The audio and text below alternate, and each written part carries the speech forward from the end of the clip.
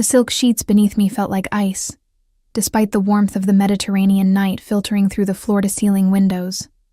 I lay perfectly still, counting the seconds between Dante's breaths, wondering if tonight would be different. It never was. 3 months of marriage, and my husband had never touched me beyond the cold press of his lips against my knuckles during our wedding ceremony. A performance for the 200 guests who'd filled the cathedral, their eyes hungry for the spectacle of Chicago's most feared crime lord claiming his bride. I was that bride, Aria Moretti, 23 years old, and already a widow in every way that mattered, except on paper. The restaurant where I'd worked, past tense, because that life ended the night Dante walked through those doors, had been my refuge. Giovanni's, a small Italian place in Little Italy where the tiles were cracked, the espresso machine temperamental, and the tips barely covered my nursing school textbooks. But it was mine, my space, my dream of something better than the cramped apartment I shared with my dying father and the mountain of medical bills that grew taller each week. I remembered the night with painful clarity. October rain had been hammering the windows, and I'd been balancing 4 plates of pasta when the door opened. The temperature in the room dropped, conversations died mid-sentence. Even Giovanni, who'd survived 60 years in this neighborhood and claimed to fear nothing, went pale. 3 men entered first, broad-shouldered, wearing dark suits that cost more than my annual salary, their eyes scanning every corner, every exit. Then he walked in. Dante Salvatore. I'd seen his face in newspapers, heard his name whispered with equal parts reverence and terror, but nothing prepared me for the reality of him. 6'3" of controlled violence wrapped in a custom Tom Ford suit, dark hair swept back from a face that could have belonged to a Renaissance statue if not for the thin scar cutting through his left eyebrow. He couldn't have been more than 28, but his eyes held centuries of darkness. He'd chosen the corner table, of course he did, back to the wall, facing the entrance, and I'd been the unfortunate server on shift. My hands had trembled as I approached. The plates felt impossibly heavy. His security detail watched my every movement like hawks tracking a mouse, and I could feel the weight of something dangerous settling over my shoulders. "Welcome to Giovanni's," I'd managed, my voice smaller than I'd intended. "Can I start you with—" That's when it happened. My shoe, cheap, worn thin from double shifts, caught on absolutely nothing, and the world tilted. 4 plates of pasta, expensive wine, and my dignity crashed toward Dante Salvatore's $3,000 suit. Time crystallized. I saw my life ending in that fraction of a second. Not the life I had, but the life I'd hoped for. Nursing school, saving my father, escape. His hand shot out, catching my wrist with reflexes that seemed almost preternatural. The plates clattered harmlessly to the side as he pulled me upright, steadying me with a grip that was firm but strangely gentle. Our eyes met. His were the color of aged whiskey, flecked with gold, and for a moment, just a heartbeat. Something flickered in their depths that made my breath catch. Not anger. Something else. Something that felt like recognition. "Careful, Piccola," he'd murmured, his voice a low rumble that I felt in my chest. "The floor is treacherous." His men had immediately moved to clean the mess, barking orders at Giovanni, but Dante's gaze never left my face. His thumb had pressed against the inside of my wrist, probably feeling my jackrabbit pulse, and the corner of his mouth had curved into something that wasn't quite a smile. "What's your name?" Aria." The word stumbled out.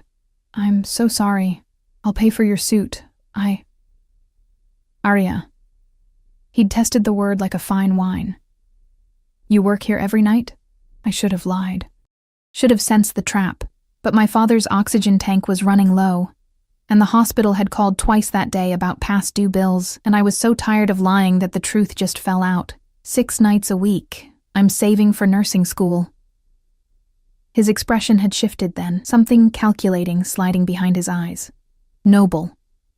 He'd released my wrist, but the imprint of his fingers remained, burning against my skin like a brand. He'd reached into his jacket, his guards tensed immediately, and pulled out a black leather wallet, extracting a business card. "You need money for school?" He'd placed the card on the table between us. Come work for me. Better pay, better hours. I'd stared at that card like it was a snake. Everyone knew what working for Dante Salvatore meant. Laundering money through front businesses, looking the other way, becoming complicit. Thank you, but I can't think about it. He'd stood then, towering over me, and the scent of him, expensive cologne mixed with something darker, like gunpowder and cedar, made my head spin. You're wasting your potential here, Aria. He'd left $1,000 on the table for a $40 meal. I'd thrown the business card away that night. Tried to forget those whiskey-colored eyes and the way my name had sounded in his mouth.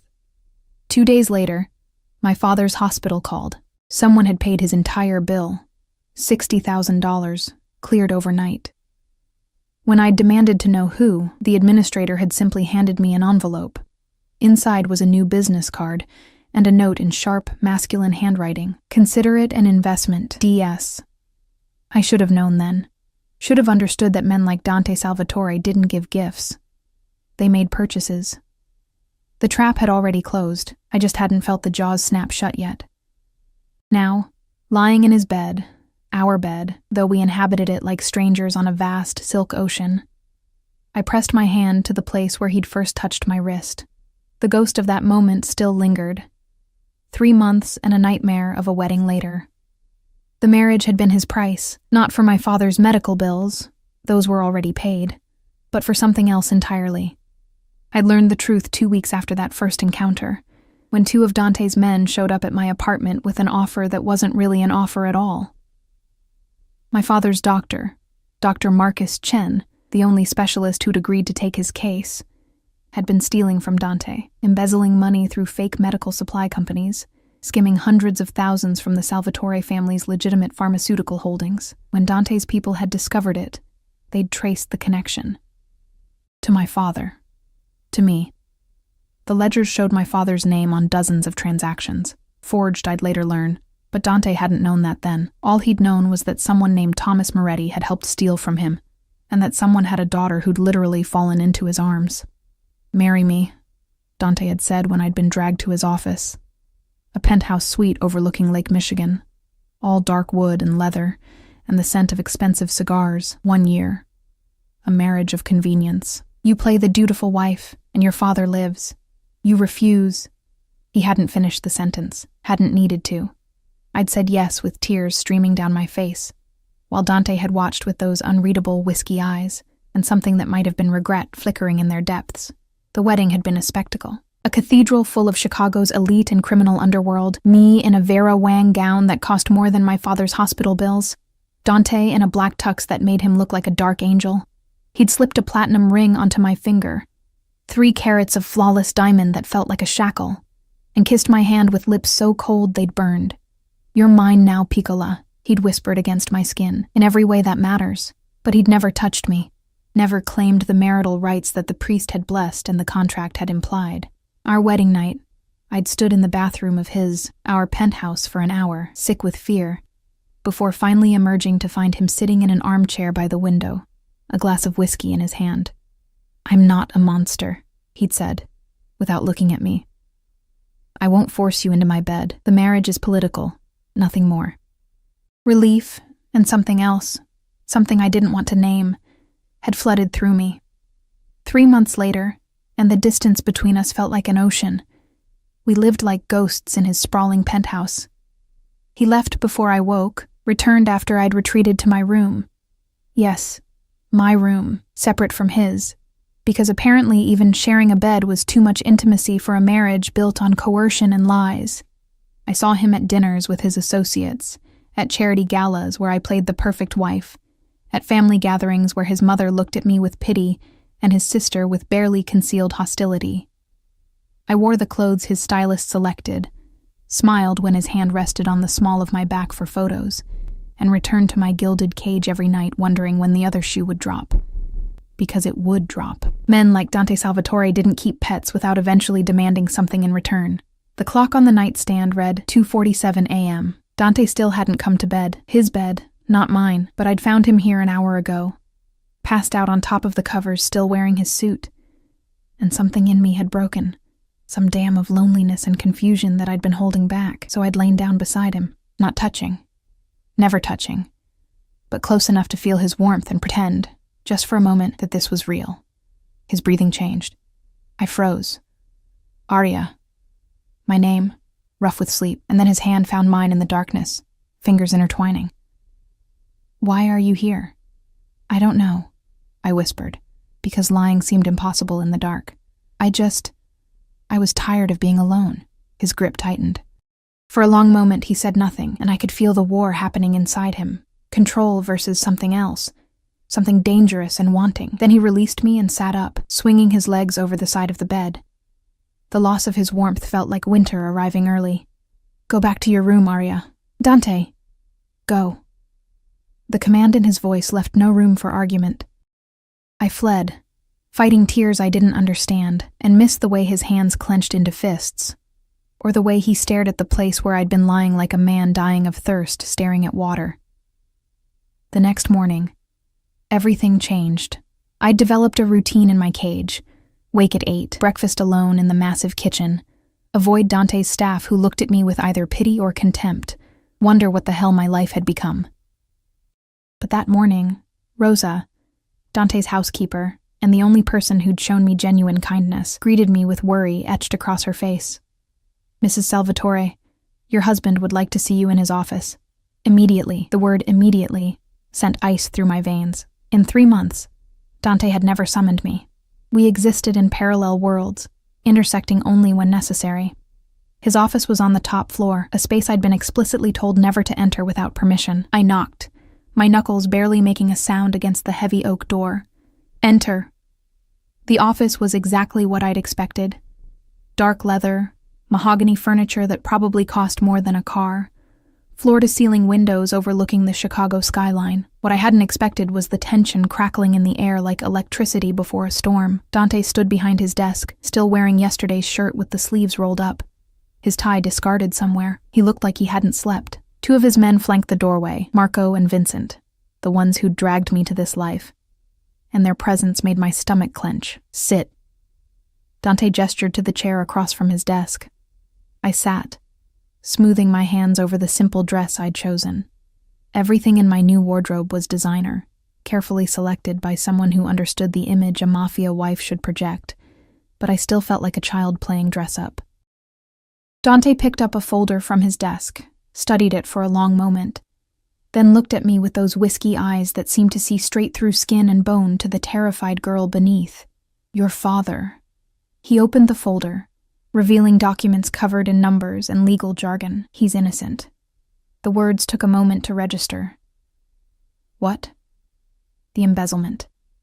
The money Dr. Chen stole. Dante's jaw tightened. Your father's signature was forged. Chen used his identity, his medical license, to create shell companies. Thomas Moretti never touched $1 of my money. The room tilted. I gripped the armrest to keep from falling. 3 months. 3 months of this marriage, this prison, this nightmare, and my father had been innocent all along. You're telling me this now? My voice came out sharper than I'd intended, anger burning through shock. I gave up everything. I discovered it 2 weeks ago. Dante's tone remained level, but something dark flickered across his face.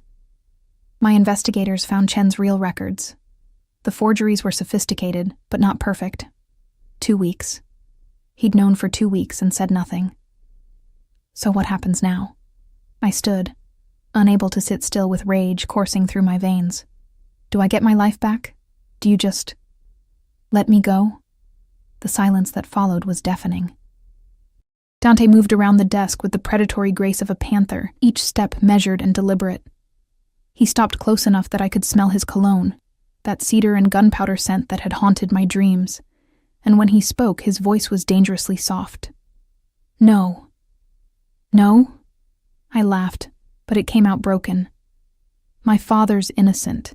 The reason for this whole charade doesn't exist anymore. You can't just... The marriage is legal, Arya. Binding.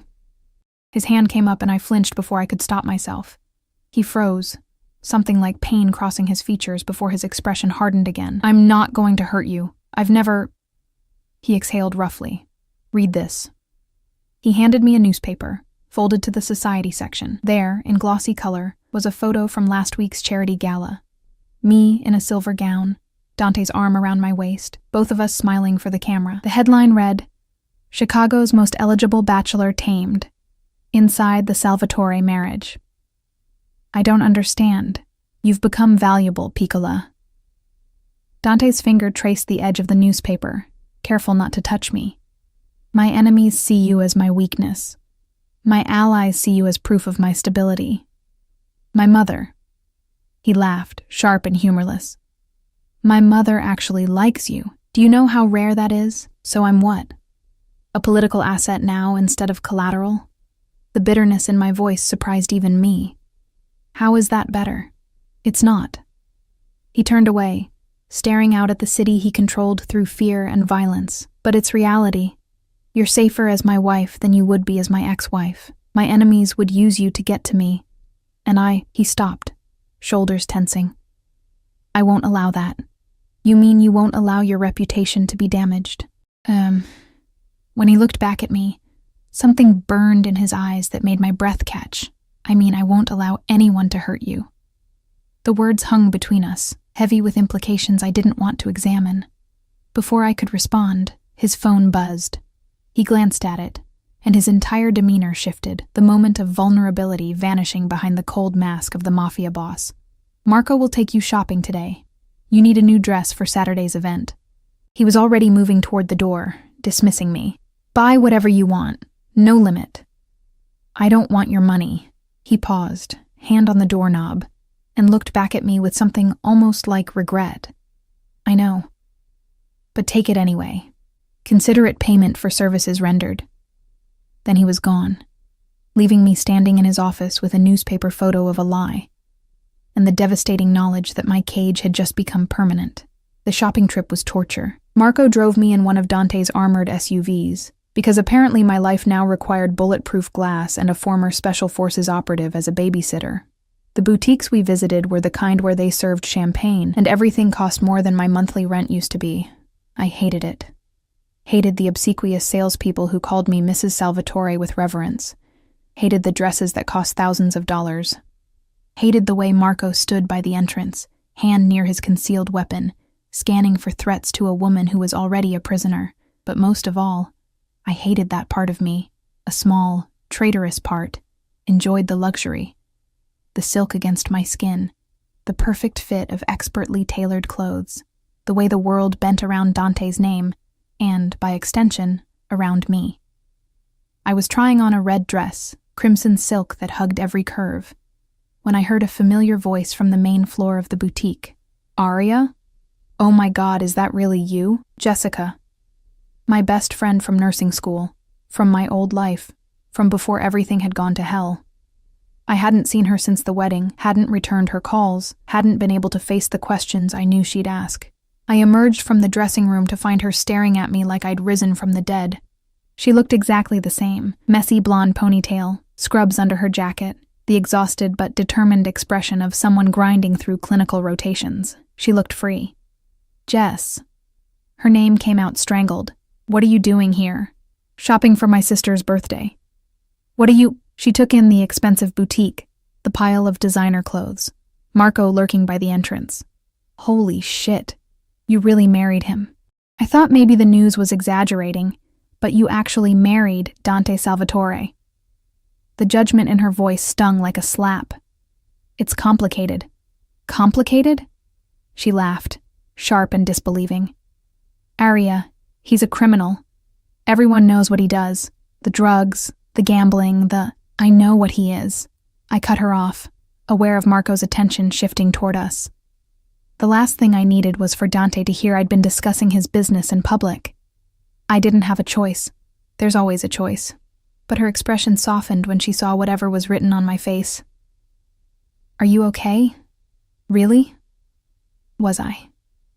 I lived in a penthouse that felt like a museum, wore clothes that cost more than life-saving medication, slept alone in a room down the hall from a husband who'd married me under false pretenses and refused to touch me, but also refused to let me go. "I'm fine," I lied. Jess didn't believe me. I could see it in her eyes, but before she could push further, Marco stepped forward. Mrs. Salvatore, we need to go. Mr. Salvatore expects you home by 4. The reminder of my invisible leash made something snap inside me. Tell Mr. Salvatore I'll come home when I'm ready. Marco's expression didn't change, but I saw his hand move to his phone. Ma'am. Give me 5 minutes with my friend, please. He hesitated, then nodded curtly and stepped back, though I could see him texting, undoubtedly reporting my small rebellion to Dante. Jess grabbed my arm, pulling me toward a corner where Marco couldn't hear. Come with me, right now. We'll figure something out. You can stay with me.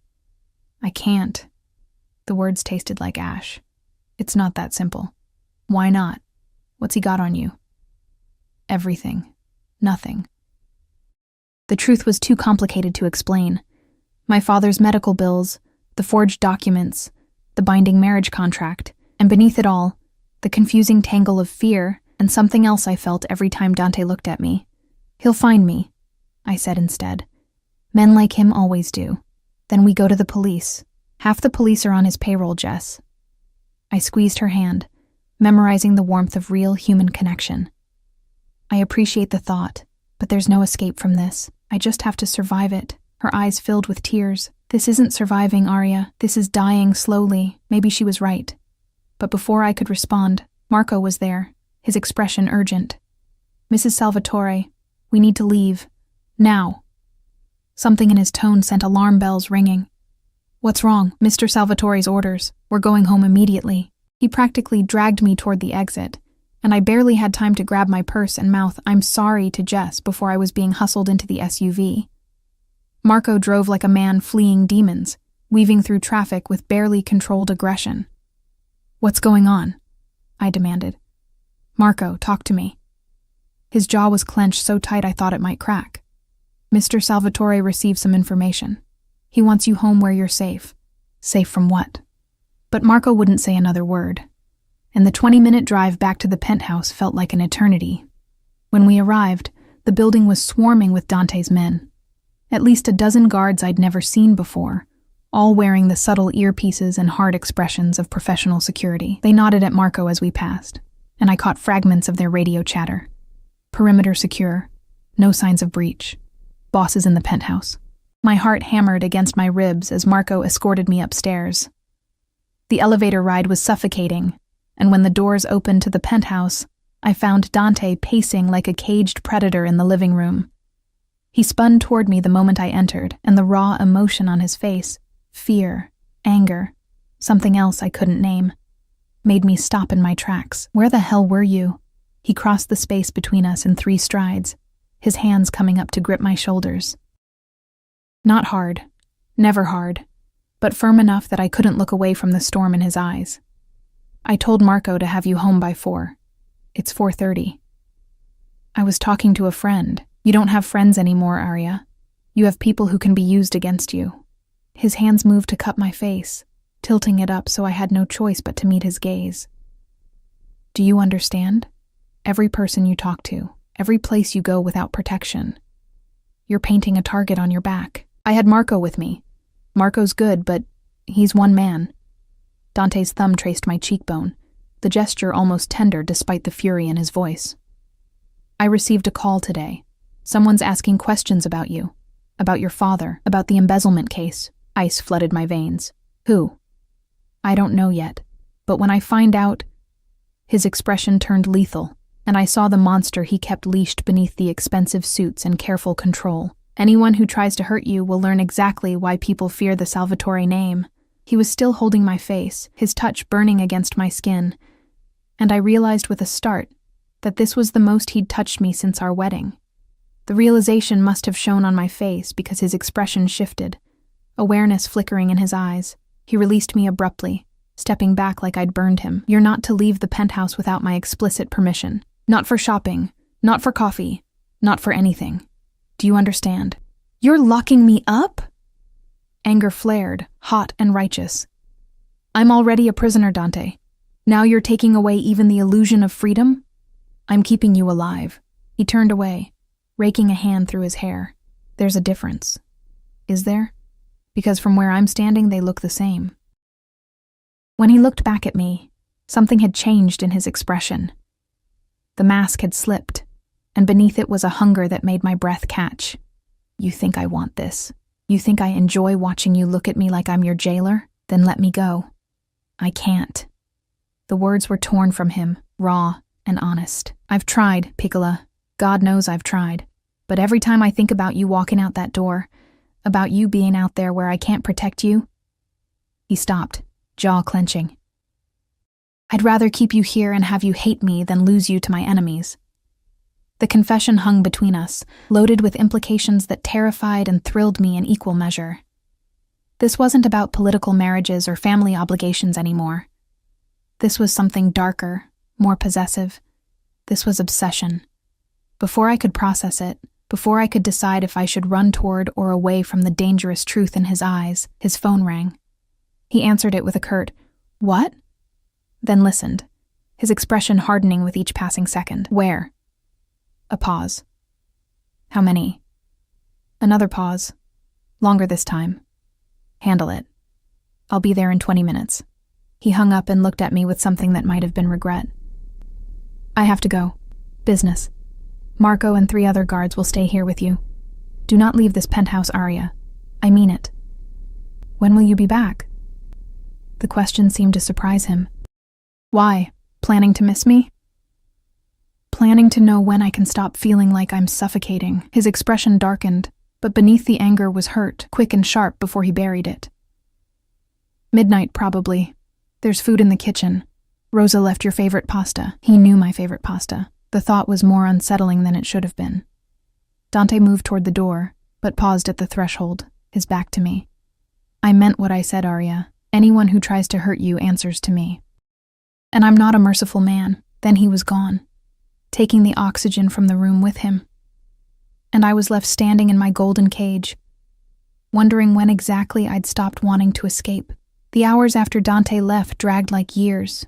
I tried to read, to watch television, to do anything that would quiet the restless energy thrumming through my veins. But nothing worked. The penthouse felt like a mausoleum. Beautiful, expensive, and suffocatingly empty. Around 8, Rosa brought dinner to my room. She set the tray down with practiced efficiency, but her eyes held concern. "You should eat, Mrs. Salvatore. You barely touched lunch." "I'm not hungry." The lie was automatic. My stomach had been in knots since Dante's confession. "I'd rather keep you here and have you hate me than lose you." And food seemed impossible. Rosa hesitated at the door. "He worries about you, you know, more than he should. He has a funny way of showing it. Mr. Dante.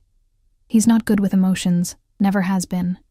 She smoothed her apron, choosing her words carefully. "His father was a hard man, taught him that love is weakness, that caring makes you vulnerable. But I've worked for this family for 20 years, and I've never seen him look at anyone the way he looks at you." The words settled into my chest like stones. "How does he look at me?" Rosa smiled sadly.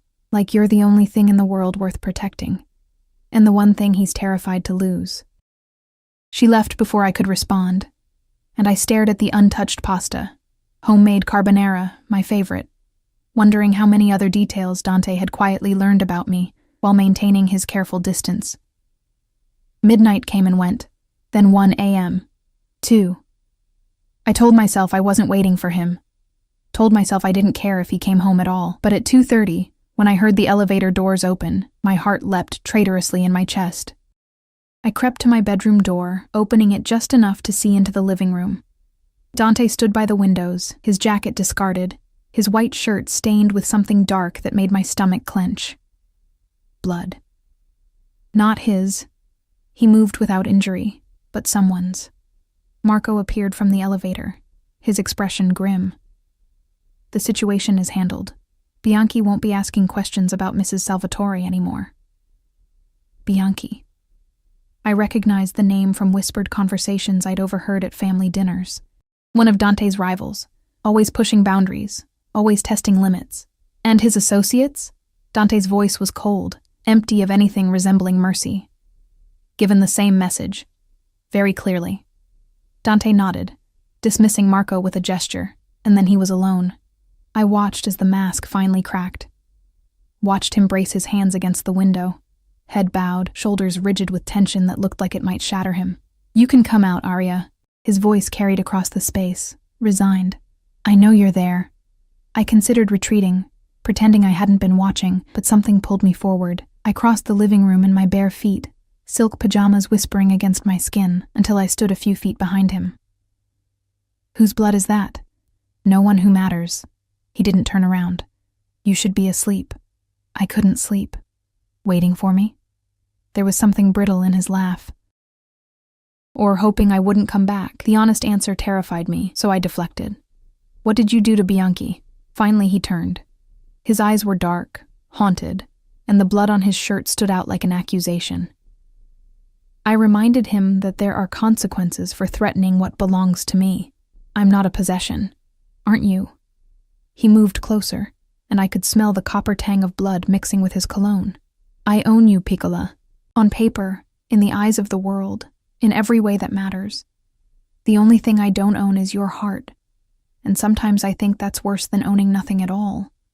The confession hung between us, raw and bleeding. I should have been disgusted by the blood, by the violence, by the casual way he discussed ownership. But instead, I found myself reaching out, my fingers hovering near the stain on his shirt. You're hurt. It's not my blood. I know. But you're still hurt. My hand pressed flat against his chest, feeling his heart hammering beneath my palm. Here. He went absolutely still, every muscle locked, like one wrong move would shatter whatever fragile thing had formed between us. Aria, why won't you touch me? The question escaped before I could stop it. You married me, claimed me, kept me prisoner here, but you won't, you never. Because once I start, I won't stop. His hand covered mine, pressing it harder against his chest. Do you understand? The only thing keeping you safe from me is distance. The moment I break that barrier, the moment I let myself have you the way I want. He stopped, jaw clenching. You'll truly be trapped. No more separate rooms, no more pretending this is anything but what it is. And what is it? His other hand came up, fingers tangling in my hair, tilting my face toward his. We were so close I could feel his breath against my lips, could see the gold flecks in his whiskey-colored eyes. Obsession, he whispered. From the moment you fell into my arms at that restaurant, I've been obsessed with you.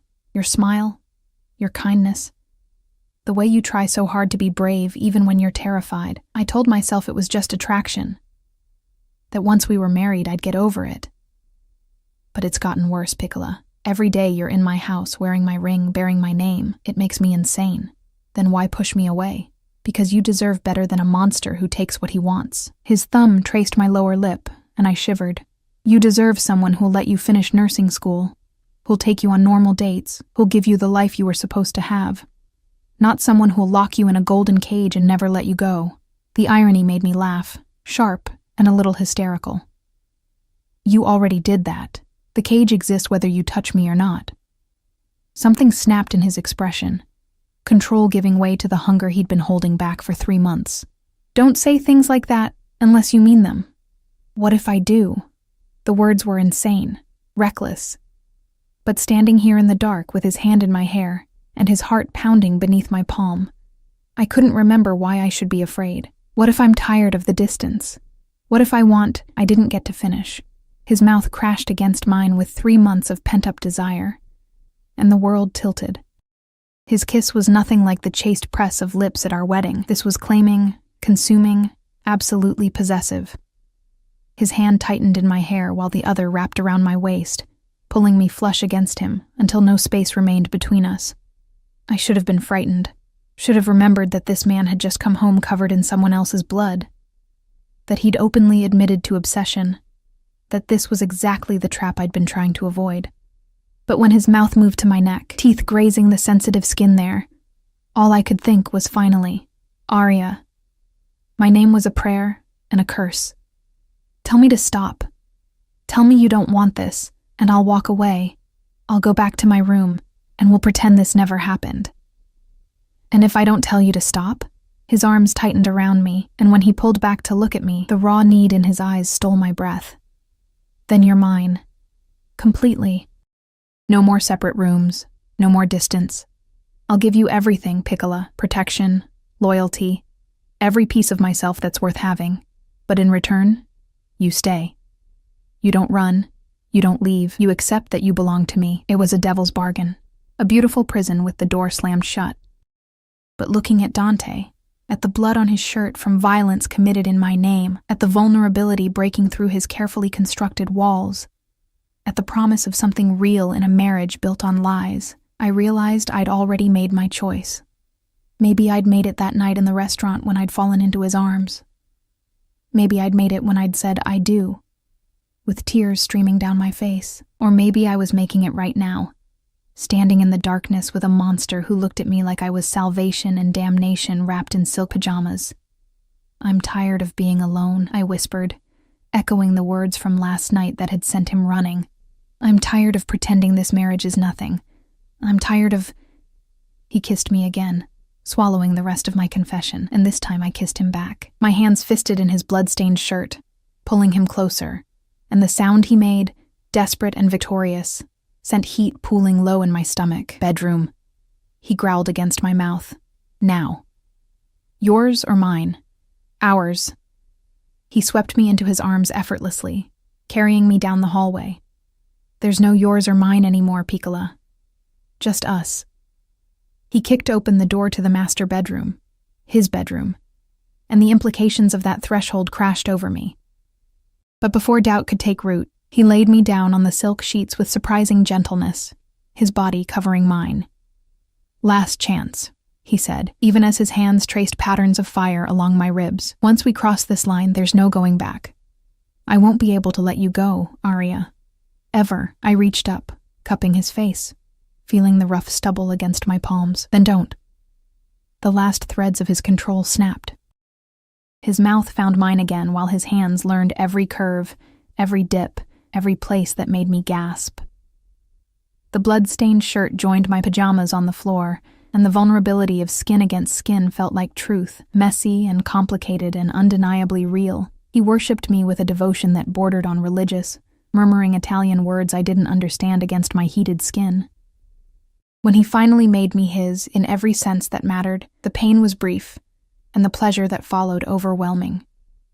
"Mine," he breathed against my neck, moving inside me with exquisite care. "Say it. Tell me you're mine." "Yours," I gasped, because it was true. Somewhere between falling into his arms and falling into his bed, I'd become his, completely, irrevocably.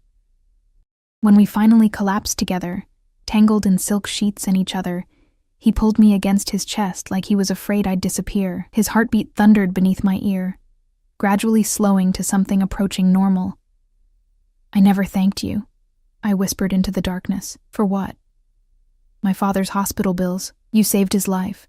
His arms tightened around me. "I thought I was buying your cooperation. Turns out I was buying my own destruction." What do you mean?" He pressed a kiss to the top of my head, tender in a way that contradicted everything I knew about him. "You can't love a monster, Piccola, but you can make him human, and humans break so much easier than monsters do." I tilted my head back to look at him, this complicated man who'd trapped me and freed me in the same breath. "Who says I can't love a monster?" His expression cracked open, and in that moment, I saw past the mafia boss, past the violence and control, to the lonely boy who'd learned love was weakness, and caring made you vulnerable. "Don't," he whispered, and it sounded like begging. "Don't love me, Aria. I'll only disappoint you. Too late." The words were reckless, but they were also true. Somewhere in the cage he'd built around me, I'd started building one around him too. I think I started falling the night we met. He kissed me then, slow and deep, and I tasted salt, tears, though I couldn't tell whose. When he finally pulled back, his thumb traced my swollen lips. "Then God help us both," he murmured, "because I fell that same night, and I've been drowning ever since." We made love again, slower this time, learning each other's rhythms and sounds.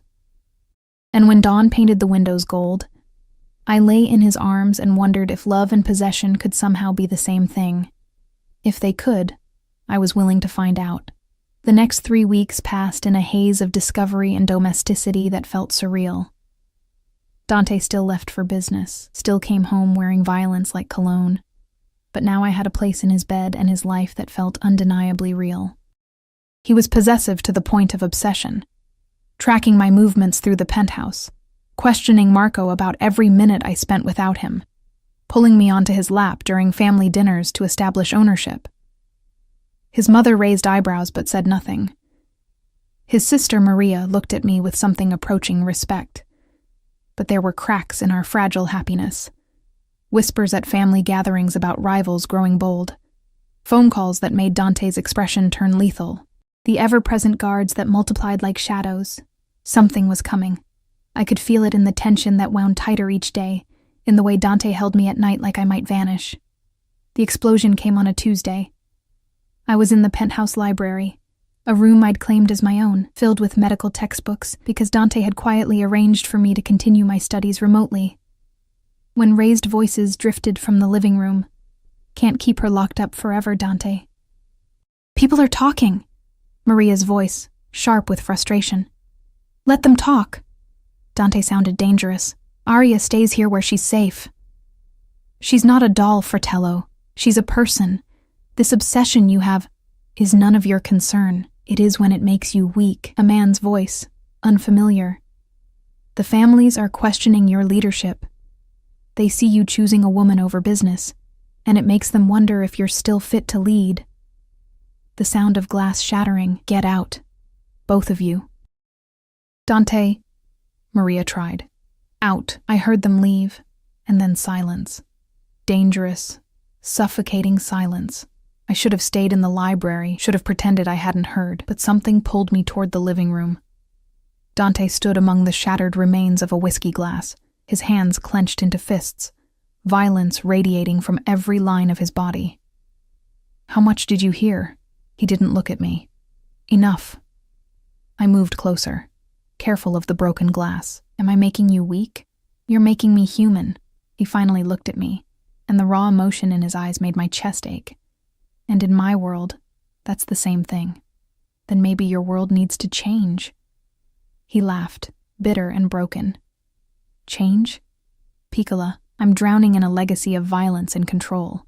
My father built this empire on fear, and I've spent my whole life maintaining it. The moment I show weakness, the moment the other families think I care about something more than power, they'll use me against you."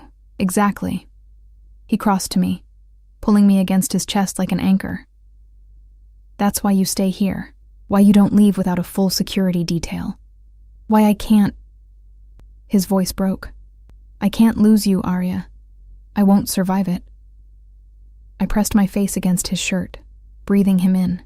Then we faced them together. You and me. "Let them see that I'm not your weakness. I'm your strength. You don't understand how this works. So teach me." I pulled back to look at him. "I'm already trapped in your world, Dante. At least let me be your partner instead of your prisoner." For a long moment, he just stared at me, warring with himself. Then his phone rang, Marco's name flashing across the screen. Dante answered, his expression hardening with each word. "When? How many? I'll be there in 10 minutes. He hung up and looked at me with something like grief. "I have to go. There's been an incident at one of the warehouses. Marco will stay with you." "No." His eyes narrowed. "Aria." I said no. "You don't get to shut me out anymore." I grabbed his jacket from where it hung over a chair. "If I'm going to be part of this world, then I'm going to understand it. Take me with you." "Absolutely not. It's too dangerous. And keeping me locked here isn't." I held his gaze, refusing to back down. "Someone's already asking questions about me. Bianchi tried to use me against you. How long before the next person does? At least if I see what you're dealing with, I'll understand the threats." The war on his face was painful to watch. Possessive fear versus grudging respect. Finally, he exhaled roughly. "Fine. But you stay in the car. You stay with Marco. And if anything goes wrong, I know. You'll burn the city down." I smiled despite the gravity of the moment. "You've made that abundantly clear." Something like pride flickered in his eyes. "You're going to be the death of me, Piccola. Or your salvation. We'll find out which." He kissed me hard and fast, then pulled me toward the elevator. "Come on." And Arya? When I tell you to run, you run. Understood? I nodded, even as my heart hammered against my ribs. I'd just demanded entry into a world of violence and shadows, and I had no idea if I'd survive what came next. But I'd survive it with Dante, and somehow, that made all the difference. The warehouse sat on the edge of the industrial district, a hulking structure of corrugated metal and shadows. Even from inside the SUV, I could feel the tension crackling through the air like electricity before a storm. Dante had been silent during the 20-minute drive, his jaw clenched, one hand absently rubbing circles on my knee. A gesture I'd learned meant he was working through scenarios, calculating risks. Marco drove with the same focused intensity, occasionally speaking into his radio in clipped Italian. "What exactly are we dealing with?" I asked, as we pulled up to a cluster of similar vehicles, all black, all expensive, all screaming criminal enterprise. "Someone hit the warehouse, stole a shipment." Dante's voice was cold, empty. "This location handles pharmaceuticals, the legitimate kind that fund the less legitimate parts of my business. Whoever did this knew exactly what they were taking and when to take it." "An inside job?" His eyes cut to me, surprised. "You're learning." I pay attention. I watched as armed men, at least a dozen, moved around the perimeter. What happens to whoever's responsible? Nothing good. He opened his door, then paused. "Stay here. Marco, do not let her out of this vehicle unless the building is on fire. Understood?" "Yes, boss."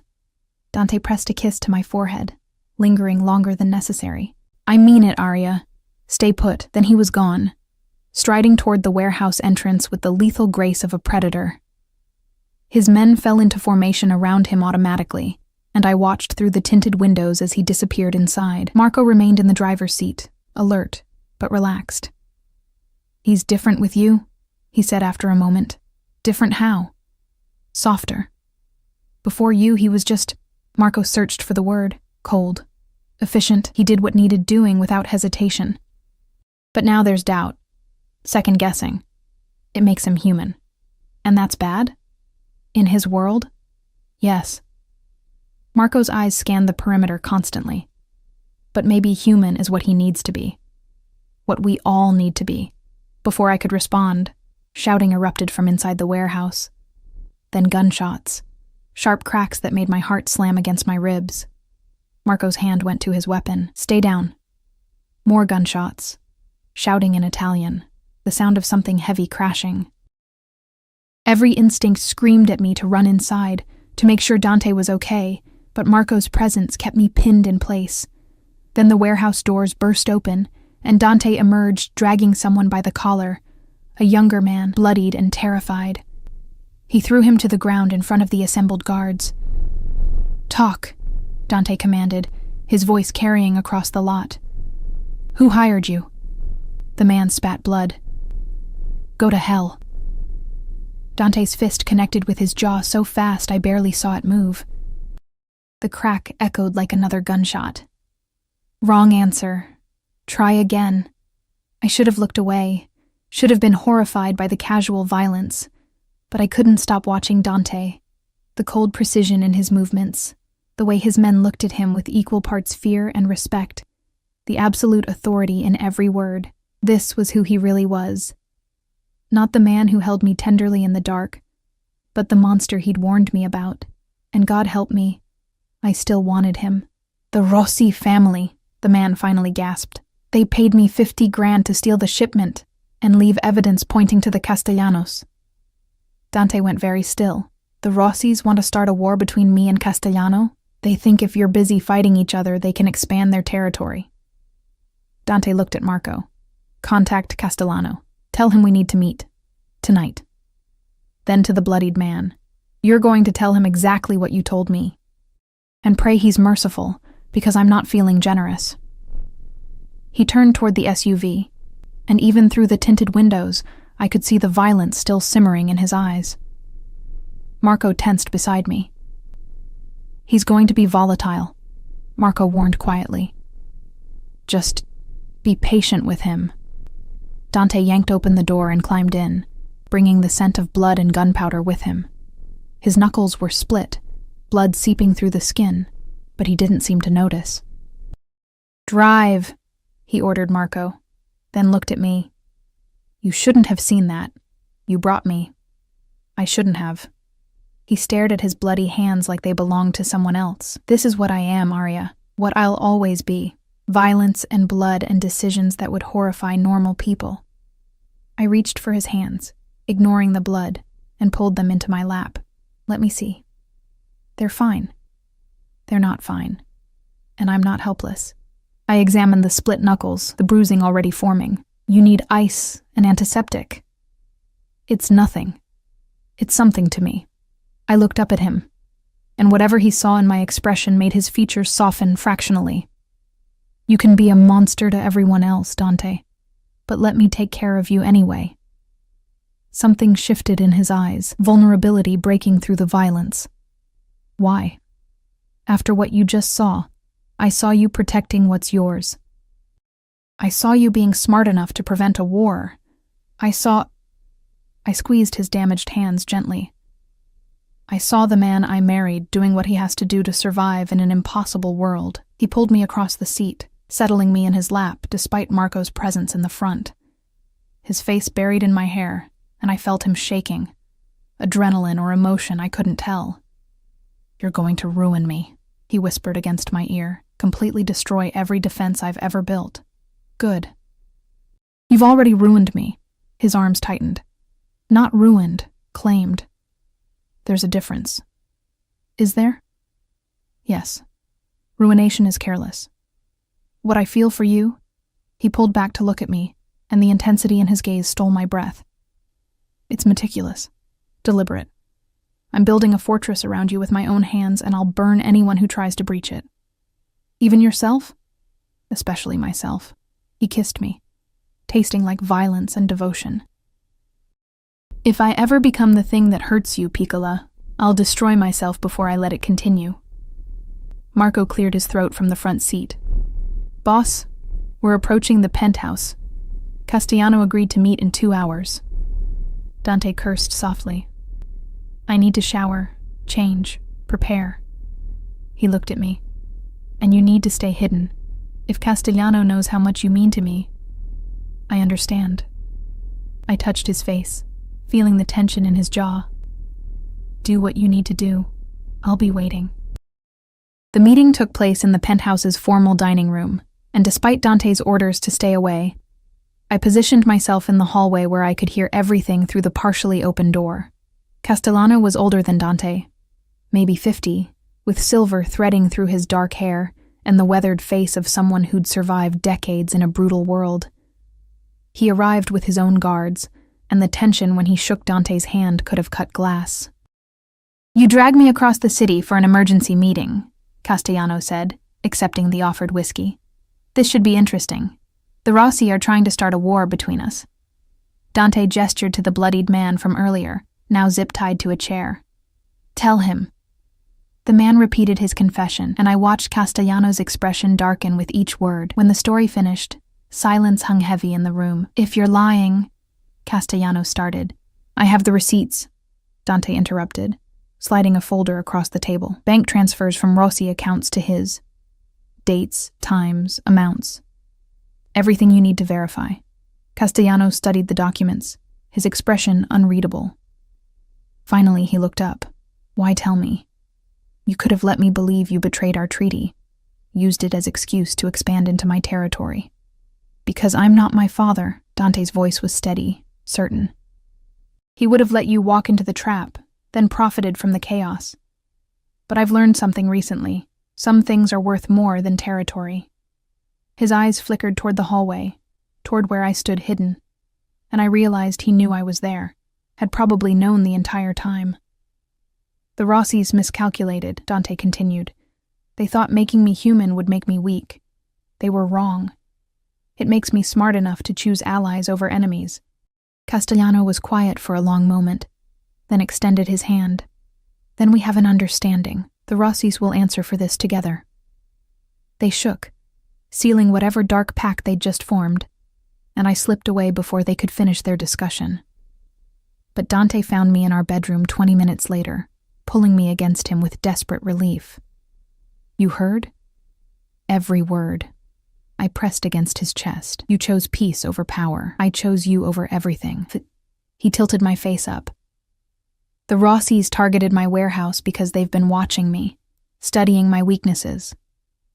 They saw how I changed after we married, and they thought that made me vulnerable. They don't understand that you're not my weakness. You're the reason I'll fight harder than ever. What happens now? Now, Castellano and I deal with the Rossies, swiftly and permanently. His expression hardened. And then everyone in this city will understand that threatening you means declaring war on both our families. He kissed me with bruising intensity, and I tasted his fear beneath the passion. Fear of losing me, of failing to protect me, of the world discovering exactly how much power I held over him. I love you, I whispered against his mouth and felt him freeze. Don't say that unless I love you, I repeated, stronger this time. I love the monster and the man. I love your violence and your tenderness. I love that you're terrifying and terrified in equal measure. I love... He kissed me silent, and I felt wetness on my cheeks. His tears or mine, impossible to tell. When he finally pulled back, his eyes were bright with emotion. I've loved you since you fell into my arms, he confessed. Every day since has been torture and blessing combined. You're my salvation and my damnation, Arya. My heaven and my hell. Then let's burn together. He carried me to bed, and we made love with desperate urgency, both of us aware that tomorrow would bring violence we couldn't avoid. But tonight we had each other, and that would have to be enough. The war with the Rossies lasted 3 weeks, though I only witnessed fragments of it. Dante leaving before dawn with blood in his eyes, returning after midnight with actual blood on his clothes. The penthouse became a fortress, guards stationed at every entrance, my movements restricted to the point of suffocation. But this time, the cage felt different, because Dante always came home, always found me in the dark, and held me like I was the only thing keeping him tethered to humanity. It's almost over, he whispered one night, his body wrapped around mine. Castellano and I cornered Antonio Rossi tonight. He'll surrender by morning, or he'll be dead by noon. And then you're safe. His lips pressed against my shoulder. That's all that matters. The call came at dawn. Antonio Rossi had chosen surrender, barely. The meeting to formalize terms would take place at neutral ground, witnessed by the heads of the other families. A treaty signed in blood and fear. Dante wanted me to stay home. I refused. This started because of me, I argued, watching him adjust his tie in the mirror, because they thought I made you weak. Let me show them they were wrong, Arya. Please. I moved behind him, wrapping my arms around his waist. Let me stand beside you, as your wife, as your partner. Show them that we're stronger together. The war on his face was brief but intense. Finally, he turned in my arms, cupping my face with careful hands. If anything happens, it won't. You've already won. If anything happens, he repeated firmly, you run. Marco will get you out. There's a safe house in... I kissed him quiet. Nothing's going to happen. Trust me. I do. His forehead pressed against mine. That's what terrifies me. The meeting took place in an old church. Neutral ground, sacred ground, where even criminals feared to spill blood. The pews were filled with representatives from Chicago's major families, their faces a mix of curiosity and calculation, as Dante and I walked down the aisle. I wore red, Dante's choice, a deliberate statement. The dress was elegant, conservative, but the color screamed possession and power. His hand remained on the small of my back, a brand of ownership that everyone present understood. Castellano stood at the altar with Antonio Rossi, who looked like a broken man. His suit was expensive but disheveled, his face bearing the marks of recent violence. When he saw me, something flickered in his eyes. Recognition, maybe regret. Mr. Salvatore, the mediator, an elderly man named Don Carmine, who'd outlived 3 generations of mob bosses, gestured to the documents laid out on the altar.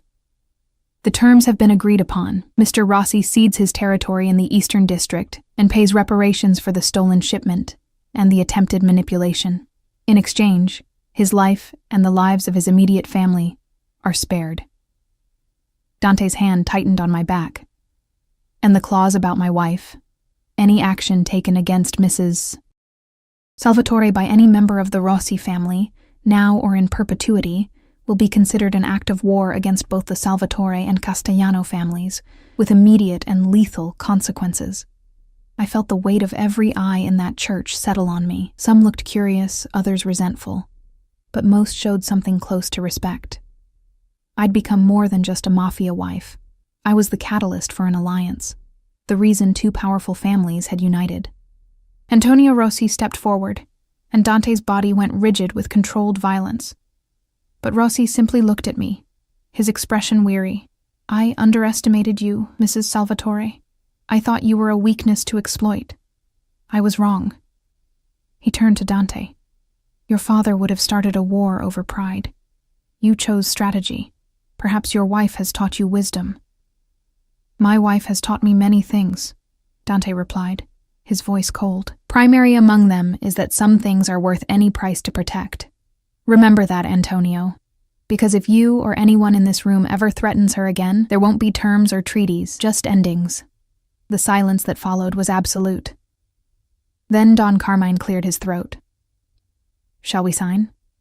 The documents were signed with witnesses. Ancient ritual given modern teeth. When it was finished, Castellano shook Dante's hand with genuine warmth. Your father would be proud, or furious. Probably both. He smiled at me. Mrs. Salvatore, you've done something remarkable. You've made peace more profitable than war. That's a rare gift. As we walked back down the aisle, Dante leaned close. You were magnificent. I didn't do anything. You stood beside me. That was everything. The reception afterward was held at one of Dante's legitimate businesses, an upscale restaurant where the wine flowed freely and the conversations carefully avoided specific mentions of crime. I found myself surrounded by the wives and daughters of various family heads, their questions probing but not unkind. How did you tame him? Maria Castellano asked, genuine curiosity in her eyes. Dante Salvatore, the Ice King himself. I didn't tame him. I watched Dante across the room, deep in conversation with her father. I just showed him that being human wasn't the same as being weak. And he believed you? Eventually, I smiled. He's stubborn. He's in love. I'm this from an older woman, Sofia Benedetti, whose husband controlled the city's construction unions. I've known Dante since he was a boy. Never seen him look at anyone the way he looks at you. Like you hung the moon and stars. Heat crept up my neck. He's intense. Intense is one word for it. Sophia's laugh was knowing. Obsessed might be more accurate. But there are worse fates than being loved by a powerful man who'd burn the world for you. Later, as Dante and I stood on the restaurant's balcony overlooking the city, his arms wrapped around me from behind, I thought about her words. What are you thinking? He murmured against my ear. That 6 months ago I was serving pasta and dreaming of nursing school. Now I'm standing here with you, and somehow this feels more real than anything I've ever known. Regrets? So many. I turned in his arms to face him, but not this. Never this. His kiss was soft, tender. Everything his reputation claimed he couldn't be. I still owe you something. What? A choice. He reached into his jacket and pulled out an envelope. I've been carrying this for weeks, waiting for the right moment. Inside were acceptance letters, nursing programs, scholarships, everything I'd need to finish my education. All arranged quietly, without fanfare, while he'd been fighting a war. I can't give you back the life you should have had, he said quietly. But I can give you the future you wanted. Classes start next semester.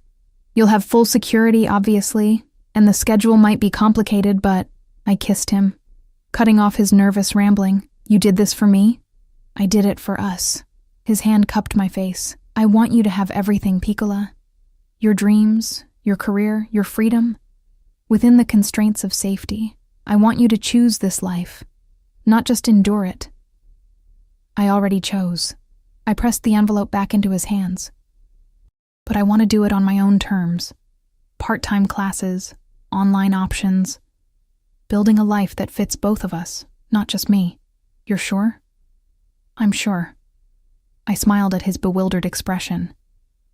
You spent 3 months thinking I wanted to escape. The truth is, I stopped wanting to leave the moment you stopped being my jailer and became my partner. Something in his expression cracked open, and he pulled me close with desperate strength. I don't deserve you. Probably not.